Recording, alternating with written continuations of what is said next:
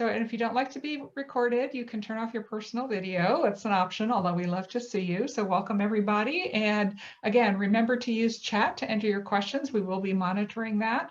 And just before we get started with Pat McLagan, we're going to have Vince just do a quick intro to ISPI and give a few more people this thing. I wanted to mention about ISPI Socal quickly. We do 3 sets of meetings. These Tuesday, what we call challenge webinars. We also do Friday roundtable meetings, and we also do diversity, equity, and inclusion meetings throughout the month. We support ourselves by you. You pay for our website. You pay for our Zoom account. If you'd like to come to future meetings, if you're not already a member, it's for a year, $40, for 6 months, $20 for a meeting, $10, and we'll take the $10 off. We have some of the exciting ones coming up that you see in the blue on the right. What's great about it is it's a chance to participate and learn things in the world we're in that hopefully will change at some point in the future. We're really delighted today to have Pat. The meeting on April 2nd was just the other day. You can see one coming up later this week at DE&I one this Thursday. And then there's some meetings coming up following this listing. When you go see our website, you'll see them all. I'll put my email in the chat box too. If you ever have a direct question about ISPI Socal, let me know. Or a suggestion for a session, so that would be great. So I want to welcome everybody. I am Cathleen ODonnell. I'm co-director of programming here at ISPI Socal, and we are not limited to Socal, so invite all your friends. I'm especially pleased really today to welcome Pat McLagan as our speaker. Pat is a guide for strategic transformation initiatives for Fortune 50 organizations, for government agencies. She's a longtime voice for science-based best practice learning, and we could all use more of that. And she's the author of a couple of books, well, several, but there's a couple where I'm going to mention right now. Is Unstoppable You, Adopt New Learning Mindset and Change Your Life, Learning 4.0 Mindset and Change Your Life, and then Unleash Unstoppable Learners with Smart Learning 4.0, and that's a guide for us as learning professionals. And so today, Pat's going to bring that conversation to us. It's kind of a last mile in helping our learners be better at learning, because we do everything we can, but we may have to help them become better learners too. But I also kind of get the sense that, you know, with all the technical advances, that they're changing our learning context, what Pat wants to do is change the world. This is my thought, by ensuring humanity can thrive with our own creation. So I love that aspect of what Pat talks about. So I hope I got that right. But welcome, Pat. Great, that was even better. I like that idea. Fly with our own creations. That's perfect. It's great. Well, thank you, Kathleen, and for everybody that I've met before, Millar, Vince, were you on that call with? No, he wasn't. Oh, okay, he wasn't. Okay.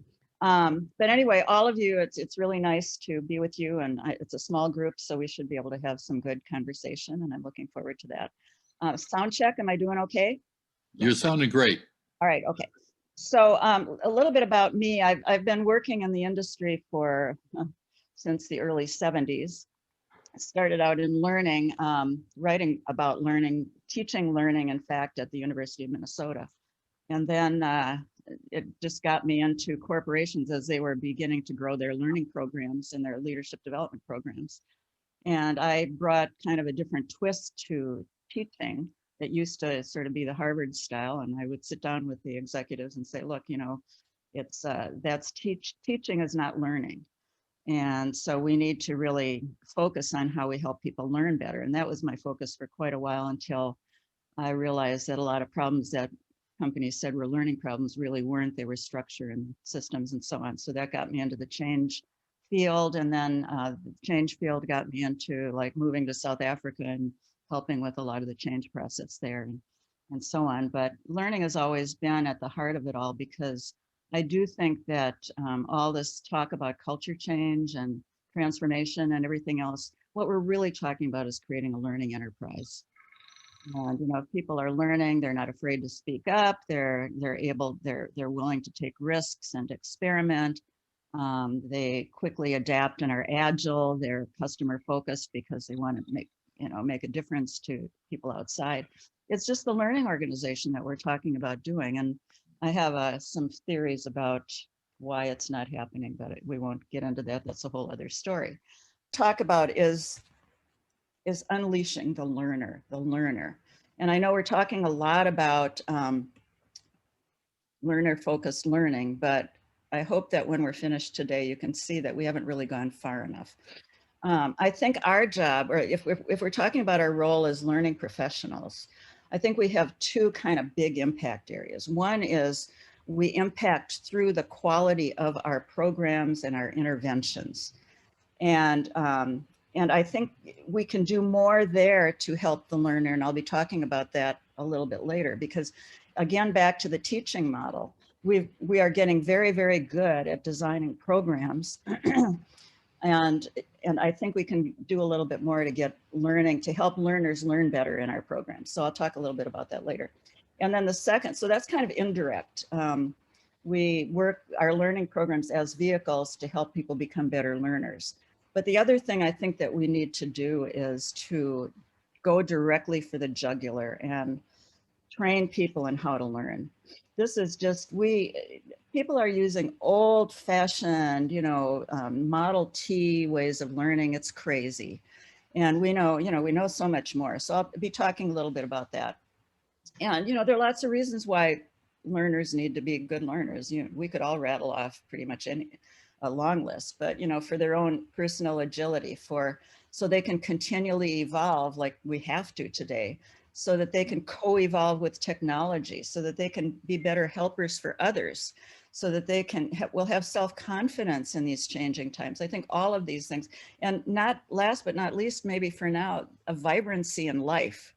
Learning is when people who are continually learning have something going on that's a light, it's a vibrancy, because they're in the process of change and they're not stuck. So I think there are a whole bunch of reasons why it's really important to do that. So if you take the second page, it'd be great. We had some trouble loading up the slides, so we're going to be, Miller is going to help me here. So that's pretty much what I was talking about. That we have and I'll come back to that. So let's go to the next slide. Sure. We've talked a lot about 70-20-10, and it's kind of an interesting, what would we call it, set of ratios. That nobody's ever really proved this. Probably the closest is Alan Tuff in Canada back in the 1970s. But if you think about it, professionals, actually Alan Tuff's research said, yes, professionals account for our directing or managing, less than 10% of all learning. But in that mix are therapists too. So it's not just trainers and teachers and stuff like that. So professionals have that like 10% or 5%. And non-professional helpers are in that 20%, but a lot of the non-professional helpers don't know enough about learning to really help. So they talk at people, they punish, they do all sorts of things because they don't really get how to help learning. And then there's the learner, of course, 70%. But I'd really like to propose that what we know from neuroscience proves this. The learner is really the ultimate person in charge of all of it. This does not say that we don't have impact. This does not say the environment isn't influential. But once that, we just look at what's happened politically. Once that information comes to people and goes into their brain, the brain does stuff with it. And sometimes what it does with that information, by the time it comes out, it's not exactly what we thought was going in. So, the learner is always at some level, once that information comes to them, is always in charge of it, whether it's coming from professionals or from non-professional helpers. So we might as well, I think learners can do a lot better job in professionally designed programs. They come in often dependent because that's the way we've done it. That's the way school was. So, so that's, my one hypothesis is that the learner is pretty much always in charge of it. And we're knowing a lot more about what happens in the brain to information when it comes in there, if it comes in. I mean, that's another thing. It may not come in, might be focusing on something else. So next slide, please. Sure. So I'm proposing that, that we have to upgrade learning to something I'm calling SMART 4.0. And it kind of parallels the evolution of the internet. And it also parallels the evolution of what the World Economic Forum is talking about as Industry 4.0 that we're on the verge of entering, which is the age of smart machines, possibly artificial superintelligences, which is a whole other topic. But think about it this way. We come into the world with version 1.0 in ourselves, and that's a powerful version of learning. Just all you have to do is look at a child and you see they're searching, they're learning. They've got all that software in there that is just amazing. And I've been reading a lot on what's happening in those little kids' brains. It is just mind-blowing, and how we're set up. So we're just set up to learn by trial and error and so on. But obviously that's not enough. Society has grown. We've got a whole treasure trove of information.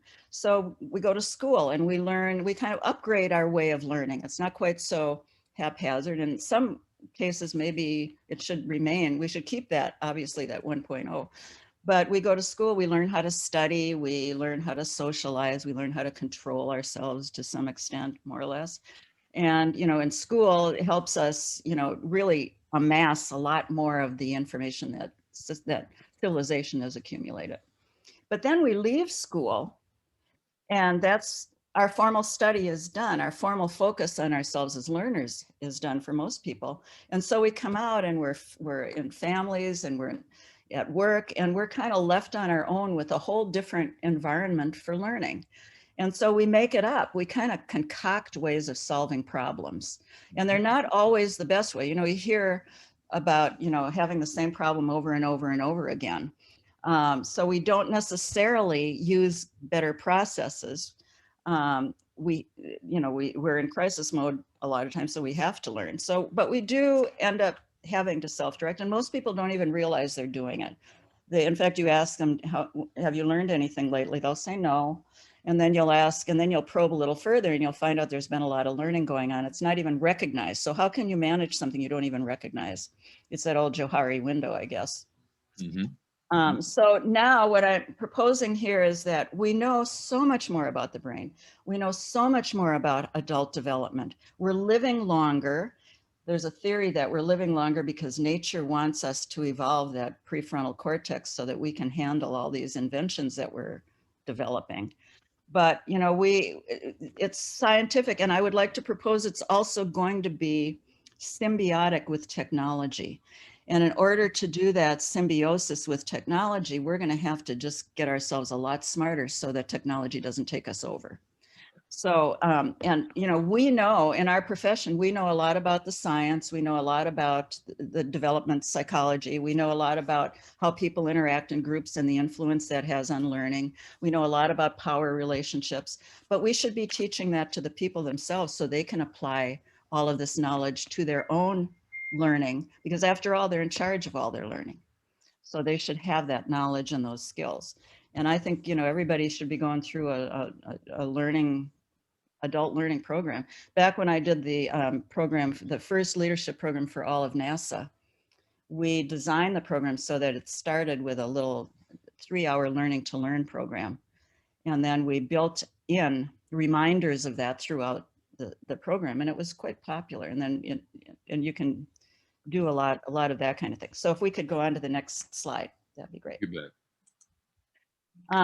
Now, I'm not going to go into this much. I'm giving you a handout on it, but I believe that the smart learning framework is possibly the main integrative framework that's out there. It's not a theory of learning. It's a framework for thinking about learning that identifies context. Like we learn alone, we learn with other people, we learn and we help others. We learn along paths. We learn going toward a goal. We learn in the moment. We learn from our past experience. And then we do things that I'll call practices. And I'm going to go into those in just a minute. And then we're going to have to really amp up some of these qualities like imagination, you know, like being able to really optimize shared learning, being able to learn from any resource. There are lots of qualities that we need now in order to be able to thrive in this information overloaded world, and so on. So that's what smart learning is. It's really applying learning in all of these contexts along all of these paths. in order to build up these qualities of a more advanced learner by using specific practices. So next slide. And all that's in the book. There's a lot of good stuff in the book about the practices. It's really pretty practice focused. So I'll just say a couple things about the practices. And by the way, this mirrors how the brain processes information and how the brain turns information into learning. We first have to hear the call. And you know, most people aren't tuned in very well to opportunities. So many learning opportunities just pass us by. So the first challenge is to be able to set ourselves up to be able to hear the learning call when it appears. And you probably know if you have a goal of some type, you're more likely to notice things that relate to that goal.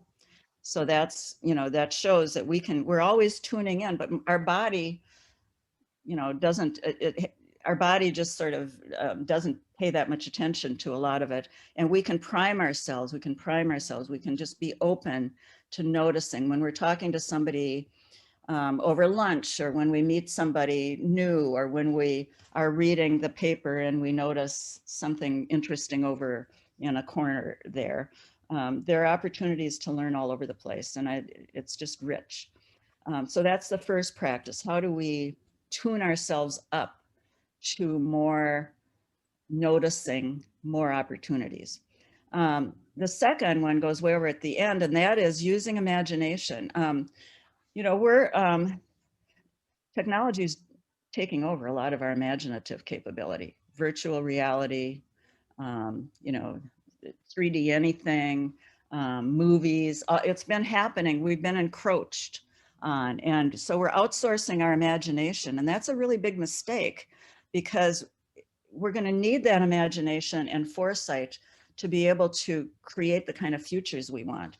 So we have to, and we know that if we identify a future vision, that it helps drive us toward it, even if we don't ever think about it again. I know I used to set up all these goals and then I'd put them away, and then 5 years later I'd look and there I've achieved all of them. And I guess they've been operating in my little background head here for quite a while.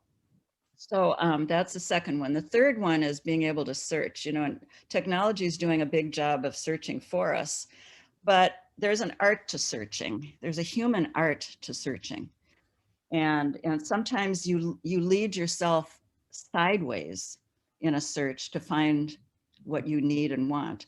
And that's not exactly the direction that technology always takes us. So there's an art to searching, and I think we need to help people become much better at that. Questioning is part of it.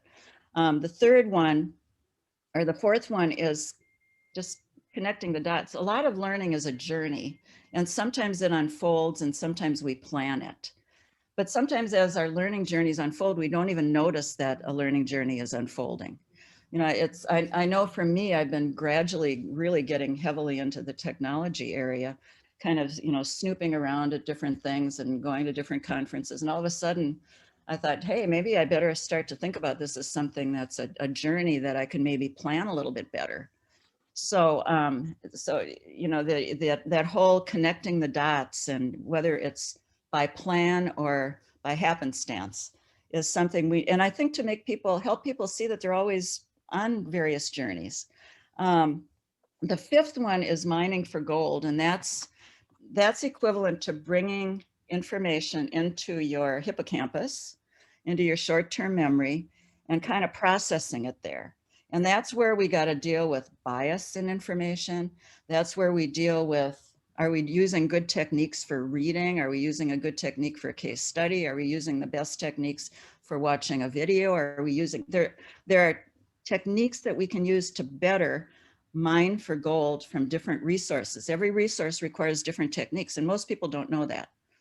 I still talk to people who think you're supposed to read a book from front to back, which is just not how you read a book. Well, you can read a novel or a mystery that way, yes, but not. So, you know, I think people need techniques and tips and stuff like that for doing that. And let's see, yeah, well, I'll just leave that one at that. I'm talking pretty fast because I want to get to the questions. And then learning to last is, now we've got that in our brain. It's sort of Yep. changing those neurons so that it's possible it will last in our brain for a while. And then hopefully we go to sleep and our brain goes to work and it starts filing stuff away. And sometimes it takes days and sometimes it takes weeks. But there are special things we need to do to make sure that we end up with a learning result. It's not just enough to mine for gold. You know that because we've all read stuff and then we forget it, you know, in a couple of hours, let alone a couple of days. So learning to last, there are 4 types of learning, and we've been in this field long enough to, these are all very familiar, but knowledge, skill, attitude or values, that whole affect area, and creativity. I think learning for, sometimes if you're like me, you go into something, you read something and you don't necessarily want to remember anything that's there, but you're using it to trigger thoughts and to trigger creative ideas. So those 4 learning outcomes require different techniques. You know, you can't use a knowledge technique for skill development because skills get developed in a very different way with plateaus and, you know, all sorts of things that we all know about. But people don't know that. So they're trying to develop a skill and then they lose confidence after the first week because they don't recognize that a plateau is just a normal part of the process. So giving them some knowledge about that is a cool thing. And then finally, there's transferring to life. You know, the best transfer agent is the learner because the learner is in his or her own world all the time. So that just means, in transferring to life, there are 2 kind of big parts to this. One is managing your environment. That means people around you so that they support you, and things around you so that they support you. And then there's the habit change. And there's a lot of science to habit change. Most people don't know that science. And it's not that, it's difficult in the sense that you have to be rigorous about it, but it's not that difficult conceptually. So, so those are the 7 steps in a learning process. And most people don't have the tools and the knowledge. And we do have some of it, and we're learning more and more and more. So let's move on to the next part. So what does this mean for us who are trying to help people learn? So if we go to the next one, I'll just mention how I think things have evolved for us. And I think our field has been evolving. You know, I was around in the late 60s, early 70s, and it's just become so much more professional, bigger, more expansive. You know, I remember back in the 70s, I worked with some people from Control Data and from IBM, and we did a special interest group at one of ASTD's national conferences on computer-aided instruction. This is in the mid-70s. Yeah. And we had 3 participants in the first year, 3. The next year we had about 40. And the year after that, we had a couple hundred. So, you know, I mean, it's just, you just can document how, but what's happened is we've gotten better and better. And I think now with in the 2010s, we're personalizing, and 2020s with mobile and with all of these tools and things. But I worry that we're getting better at teaching and in some ways manipulating, because we're saying, okay, well, people can't concentrate for more than 10 minutes. So let's just give them 10-minute modules. And we know better than that. You can get into flow and you can go in flow for hours.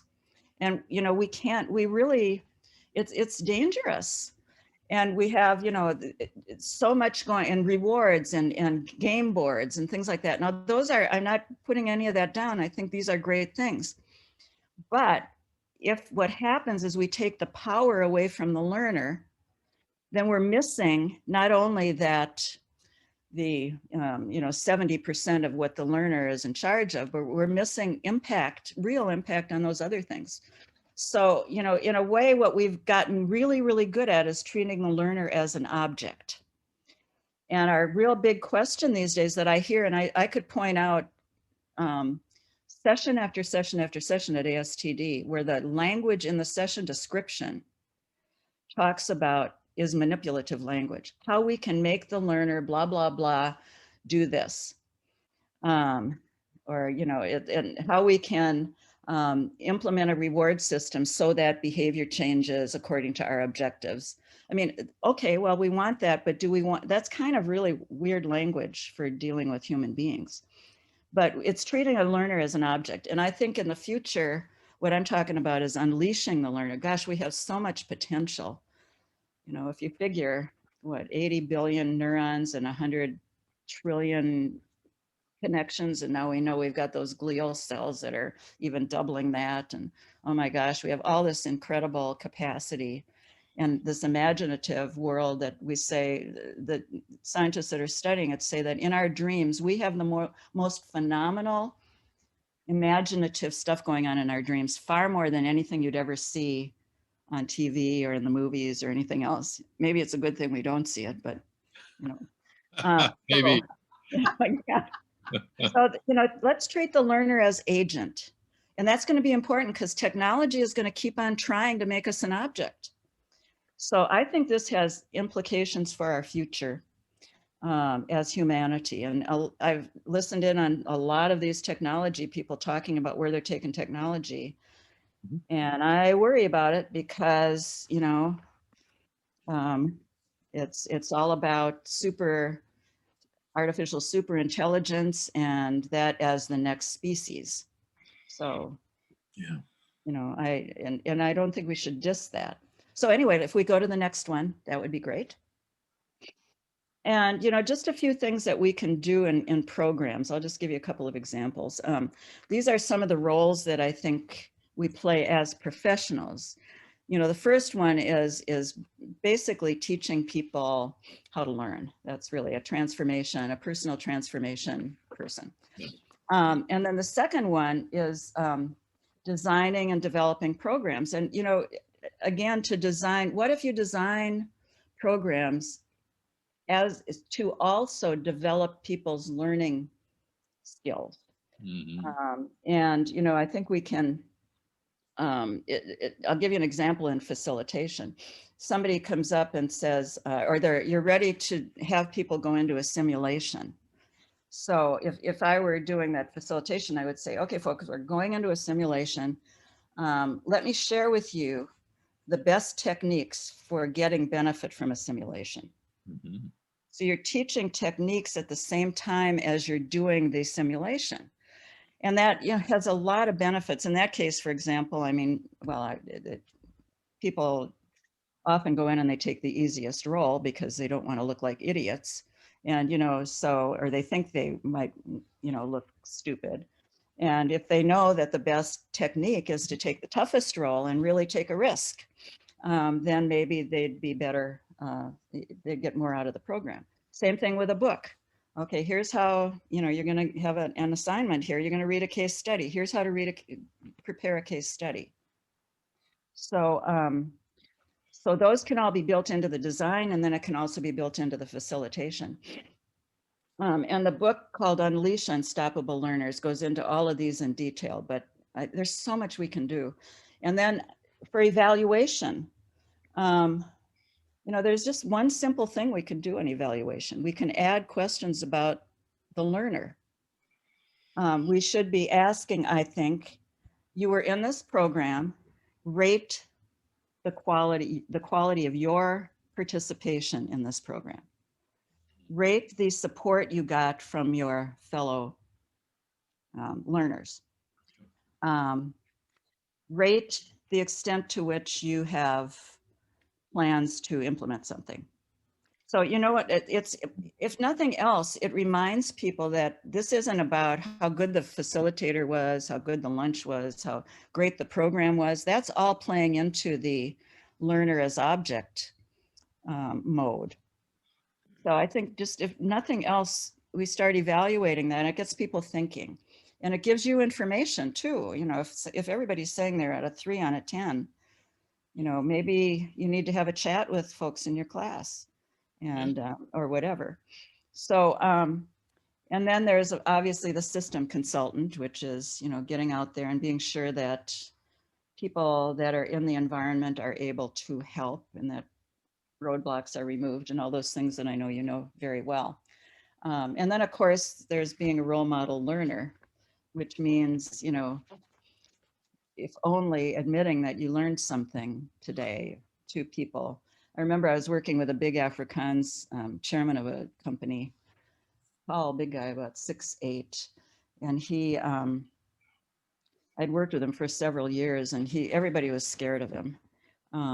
But he was going into a board meeting, and he said, any suggestions? And he had just said, this process that we've been going through has been one of the most educational. I've really learned a lot. And I was kind of stunned that he said that. But I told him, you can tell everybody in that room exactly what you told me, because there was so much fear of him that they didn't want to make mistakes and be seen as learning. You know, real men don't learn, or real executives don't learn, or whatever that. Remember that Real Men Don't Eat Quiche book that came out? We'd have to be really old for that, but anyway. Some of us are, don't worry. Some of us are. I remember it. So anyway, we can go to the next slide. Sure. And you know, you have a couple of handouts that that I've sent along, and one is just a little worksheet that presents all the different parts of the Learning 4.0 model, and it gives you a chance, or framework. It's not really a model, it's a framework. And it gives you a chance to kind of think about where you might be on those. And then the Unstoppable Learner article is all about Learning 4.0, and it appeared in TD magazine back a couple years ago. And I have permission to give that out as part of my deal with them. And we'll be sending that out to everybody after this session. Okay. Yeah. And then the final slide, that's great. So you'll have that. I hope you'll read it. And then there are just a few things that I have permission to talk about from the powers that be in ISPI Los Angeles. You can get, if you're a member of ASTD, you can get Unstoppable You at a discount through ASTD. Otherwise, it's on Amazon. This little workbook here is for learning professionals, and it's on Amazon. And oh, and I have some free tips that if you go to unstoppablelearners.com and sign up twice a week, you'll get a little learning tip. And the learning tip always has the tip, and then it has why that's important. It might be a neuroscience fact, it might be a psychology fact, but you know, that's so, and those are, you know, I just think learning is a lifelong thing, and I want everybody to upgrade. And I always learn from my own tips. I look at it and I think, wow, that I should try that again, you know. And then, you know, you can contact me here. I also have a couple things. One is this Smart Inside app. It's a little tool that you carry with you on your phone. And when you're learning, you can look up tips. You can look up, how can I concentrate better? How can I remember better? How can I help somebody? I've got to help somebody learn. How can I do that? I'm going to be on a team. How can I get my team started in a learning mode? It's got a lot of little, very quick tips in it. It's available on Unstoppable Learners. And so is the Smart Inside online course, which is 5 modules and video based. It's professionally developed, and I'm hoping that companies will want to give it out to their people and say, look, take this course before you get into any learning place, because you have to update your learning. So those are some of the resources that are available. And, you know, if there's like a charity or something, I will be very generous with this stuff. Because I believe if we do not upgrade our learning capability, we're going to get lost. We are going to get, technology is, it's just, we're going to be left behind in the dust. Pat, could you talk about that just a little bit more? I come from the technology industry, you know, and I'd be sitting there hearing them talk about machine learning and artificial intelligence, and it's very disconcerting coming from a learning background, right? But, you know, kind of understanding that. And the advantage that the technology has is that one is they study us, but two is their hardware upgrades, and ours doesn't necessarily, right? Right. So can you talk a little bit more about why you think this is so important? Well, because, you know, I've seen it happen like in factory settings that computers are coming in and making more and more and more decisions. And people, in some cases, people that are working with the machines are being like cogs with the machines instead of understanding above them, what are we trying to do as a company? You know, what are we, who do we serve? What is this? Are there, instead of coming up with new ideas and so on. So, and if we look ahead, the artificial intelligence, you know, right now we only have, I guess they talk about it as artificial narrow intelligence. It's stuff like this, and it's, you know, it's even like playing chess and that sort of thing. But it's getting smarter and smarter and smarter, and it's going to take over more and more of our work, more and more of the thinking work. It's already taken over a lot of the analytical stuff. It's already doing a lot of prescription or, you know, talking about how the future is going to be. I've lost the word, but it's, you know, technology is doing a lot of things we used to think only we do. It's even doing artwork. You know, it's painting. It's, you know, I mean, it's, and so now we may begin to equate that with life. And, you know, I went to a session at the Kennedy Center where an MIT person was talking, and he had a piano that was playing itself, and it was improvising jazz according to, it was actually improvising. And, you know, I thought, holy cow, you know, I mean, whoa. And then I asked him, I said, do you think that that piano is enjoying the music it's making? And, you know, I think that for us, yes, technology is going to take over a lot of this left brain stuff. And we're going to have to stay ahead of it with the values. Are these values right? Is this taking us in the direction we want? And is the human condition improving? Are we better? Are we more joyful? Are we happier? Are we evolving ourselves? You know, I think technology, it's going to evolve. It is. But the technology, people are driving it. And their philosophy is, if we can do it, we should do it. And, you know, I'm not so sure. Or if they should do it, then the voice there should be a voice, our voice in that room, saying, what are going to be the negative effects? What are going to be the negative effects of this on our kids? What are going to be the negative? There's a higher order of thinking that we need to begin to practice now while it's still simple. Yeah. So I wanted to give people a chance to either ask a question in chat, or where the group is small enough, if you have one and you'd like to just come off mute. You know, I think we're small enough group to do that. So I'll just pause a moment and see if anybody has a question, either in chat or coming off mute. Kathleen, I want to just add a note here. For any of you that are interested in these books, I went to Amazon and typed in titles, but couldn't find them. But when I went to Pat's website and clicked on the image, it immediately took me to the right page at Amazon. So if you're interested in either of these books, and I've read Unstoppable You, and I'm really impressed with it. And I'm starting to read Unleash Unstoppable Learners, and it's very intriguing. Back to you two. Thank you. Now, this is a life mission. I mean, to really upgrade how we learn. This is an opportunity for us. Whatever you do, however, whatever, if you get my books or don't get my books, that's not the issue. It's really, we have in some ways, the fate of humanity in our hands. I love that you want to save the world and humanity. And that we can do it. You know, this is one of those things where we can do this in the context of what we do in our work or our lives.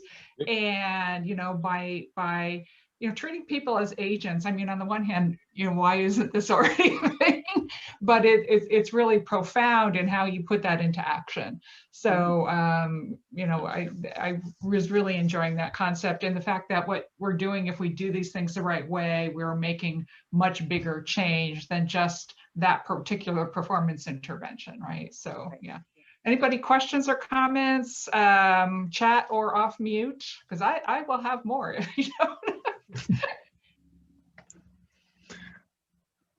Now let's have a conversation. This is, I wanted to add that what I particularly liked, Pat, was often in our field, the word fun never enters. So to me, it's an integral part of growing, learning, and aspiring to the higher things. Not just play fun, but fun on all aspects of the word. And I love that you integrate it as part of your presentation. It's not something over there we might get to. It's part of what we do. Mm-hmm. Yeah. Yeah, it's part of being human too. I mean, this is, if we ask ourselves, what does it mean to be human? And now we start to sort of amp some of those things up so that it becomes not okay for technology to take us over, but for it to be our tool, for it to be symbiotic with us, you know? Yeah. Yeah. Yeah, that's, I think, the challenge with all of this stuff, is, the machine's getting ahead of the people. And, I've watched a number of TV interviews and stuff on 60 Minutes and elsewhere when they're talking about robotics and artificial intelligence and stuff like that. And it can be a little intimidating, but I think that you've given us some tools in these two books that not only can we improve our personal learning capabilities, but we can share that knowledge with whoever we're working with and whoever we're designing training for. Mm-hmm. And that is a real gift. Yeah, I think, our job really is to help people evolve. Absolutely. And, to become more self-authoring and self-transforming, to use Robert Keegan's terminology. Yeah. And, people are generally stuck in dependency mode, because that's the way we've designed all of our systems. Yeah, I'm afraid that in a lot of ways, we're training people to be that way, and not necessarily is a good thing. Mm-hmm. But that creativity and that ability to think up the next great idea, I think that's alive and well, and I think it's alive and well in this country more than others. Mm-hmm. But we just have to keep practicing that skill. Right, for sure. Well, I'd love to hear other people's thoughts about how you help learners. It doesn't have to be a question to me. What do you think about, or, how can we do this better? So just a moment before that, I just want to take a moment of appreciation, not just for these most recent books, but also just for the fact that your ability to sort of put a lot of things out there over the years, whether it was the On the Level or the Age of Participation, Right. or it changes everybody's business, right? And I hadn't seen The Shadow of Power, so that's another thing to look at, right?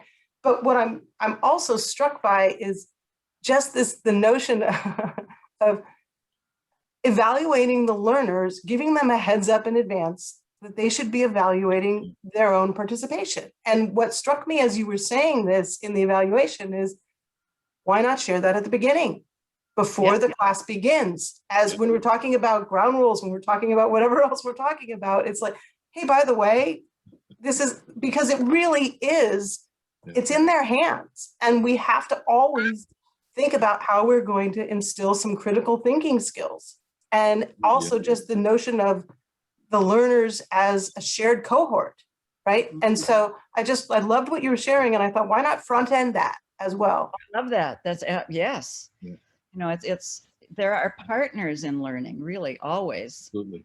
So it's And I think we need to bring that to the fore in a lot of different training environments and situations, and remind the learners that, hey, we're on the same team here.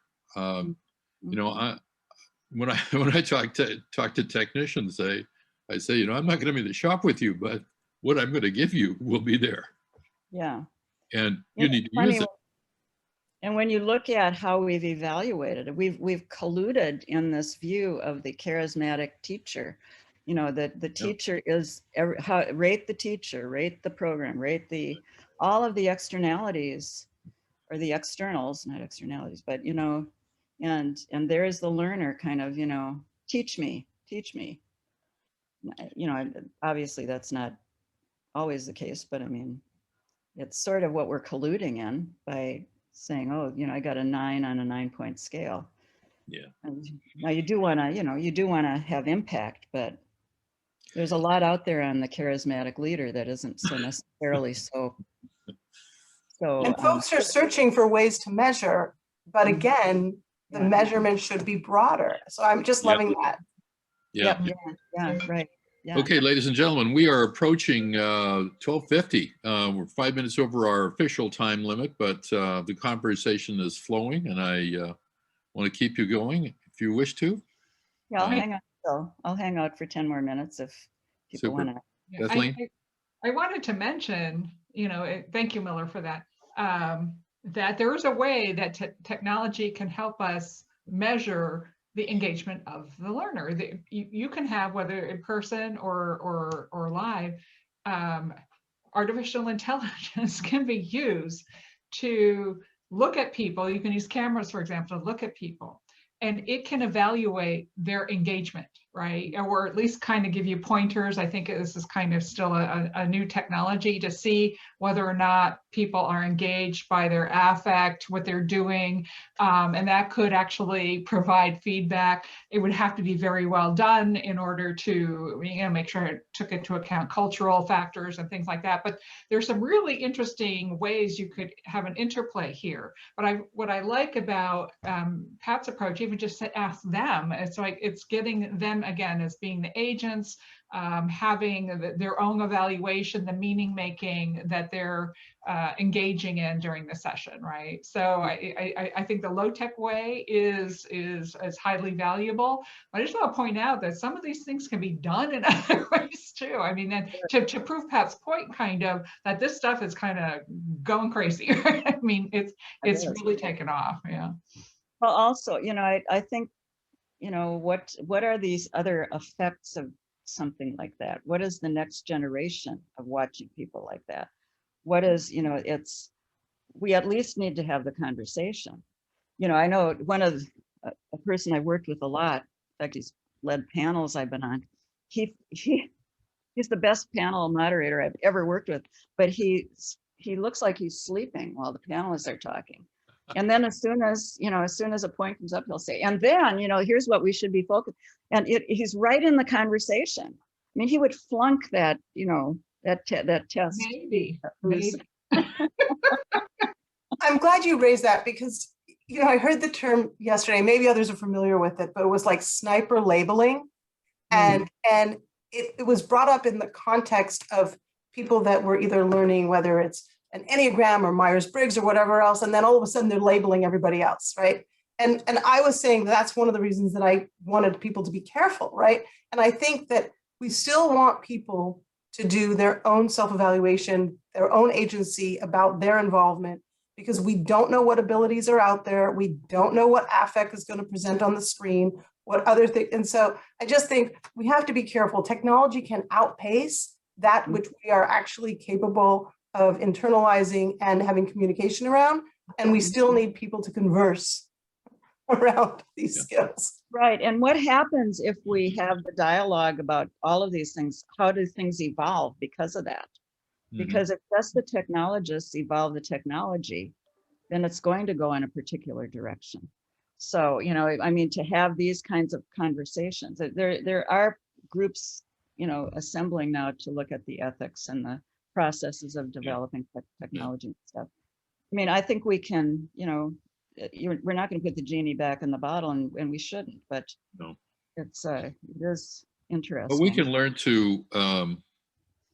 to stay ahead of the genie and to make sure we have wise requests when we ask for those 3 wishes or whatever we might get. You know, maybe it's only 1 wish, but I think we need to. I think if nothing else, we need to hone the critical thinking skills of our audience. Yeah. You know, I've taken some community college courses in the last couple of years on welding and metal fabrication, stuff like that, and sometimes when I'm interacting with these young teenagers and 20-year-olds, I'm thinking, you know, if I took your phone away from you, are you going to die, or, you know, roll up in the fetal position and not do anything or whatever, you know. And then when you get to talking to them, you find that they really are a lot more than just this young person staring at their screen. They have their own thoughts and feelings and fears of the world. And when pressed, they can think critically. So I'm kind of reassured by that. I'm told that is a change that happens from high school to college, but some of us are slower at that than others, you know. So be it. And that critical thinking, that, you know, that bias, you know, just look at what's happened in the United States with people falling for so many things that are not true. Yeah. And, you know, how it's a failure of education to, you know, where you have to stand back and be critical of what you're hearing. And so I think another thought that I had with something that Annette said too is you know, we have learning style, I think, is way, in my view, overblown. I know we all have learning preferences, where they come from, who knows. But the thing is that it's kind of irrelevant, because information comes to us in whatever way it comes to us, and we've got to handle it. Yeah. We might say, I don't read. Okay, well, you know, watch a video. Yeah. Well, go you to can't YouTube. watch. Is there going to be a video? No. I mean, you know, I think if it comes to you that way, you've got to use it that way. So learn how to read. Learn how to extract information from reading. Yeah. Or, you know, I'm only an auditory learner. Well, you know, you're going to close off an awful lot of opportunities if that's it, and I think it's mostly because people have gotten into a pattern, and habits. It becomes a habit. Yeah. And they can, you know, it's not, I think that we do have, you know, some preferences for sure, but it doesn't mean that we don't learn other ways, and that we don't build those skills. Right. We gravitate towards what we're good at and to what we like. And that cuts off other things, right? I mean, that cuts off other kinds of opportunities if you only go towards, you know, what's in the flow for you, as opposed to, you know, the much bigger picture that's available to you. Yeah. I think, you know, tomorrow's human being needs to be sort of a Renaissance person. Yeah. Because everything is coming together, you know, so. Is that going to be your next title? Tomorrow's human being? I love that. I like it. I think it's going to be co-evolving with technology. I've got a talk that I'm doing at for China, for a whole big group in China. It's going to be interesting because I'm talking about the human side of technology, and they have a goal that by 2030, China will be the most advanced nation in AI. And you know how they use a lot of AI. So I'm trying to think about how to do this talk. But Pat, when you mention technology, I think of social media, where whatever cohort you're in, whatever views you have, whatever friends you like, that gets totally reinforced, and the idea of dealing with things that are different gets punished and gets removed from your life systematically, better than we're ever able to do it ourselves. And I see us moving into more and more silos. And I was wondering what you see as solutions to that. I mean, that trend is happening now.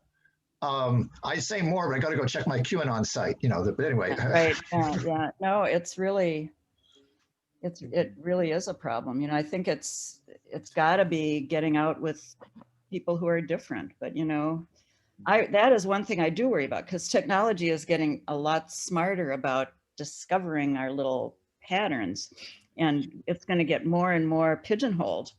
So you know, maybe I like personally to have several sources of information.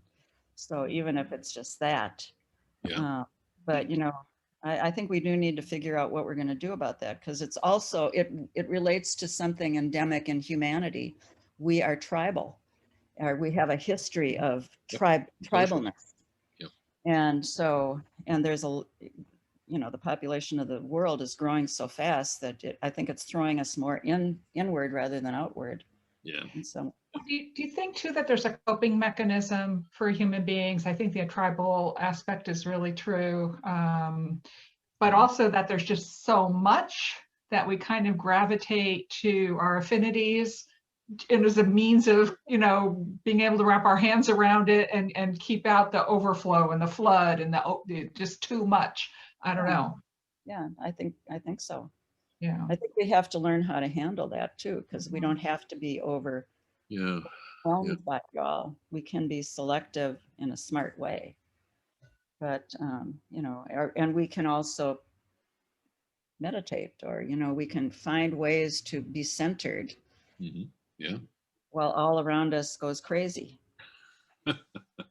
Well, being calm in the middle of the storm is probably a good analogy for what we want to try to do, because I think, you know, in our learning and development field, in our commercial and industrial training field, it seems to me that you know, chaos is everywhere, and we need to sometimes just ignore that and do what we feel is the right thing.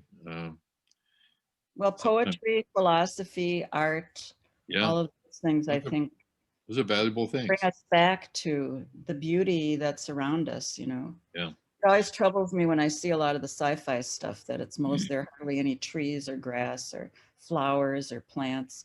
It's all like the desert, you know. Yeah, I know. It's depressing. Yeah. Oh, But then, yeah. you know, when you get out in the country, and Barbara and I like to do that on the weekends, go for a motorcycle ride in the country, and it just kind of refreshes you and makes you realize that, you know, you are just a small dot, the small grain of sand on the beach. Yeah, that's right. Exactly. Yeah.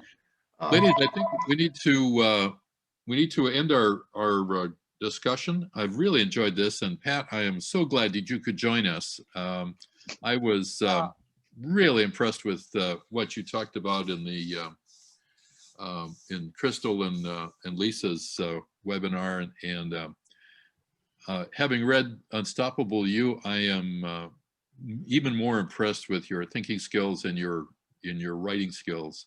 And as Annette has pointed out, you've been doing this for quite a while, and you're still really good at it.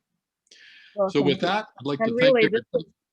if I can just say, you Yeah, know, this is it's very hard to push this. This idea is not an easy one You're right. for people to focus on, because anyway, so, you know, just help. A lot of important things aren't easy, but we do them because they're important.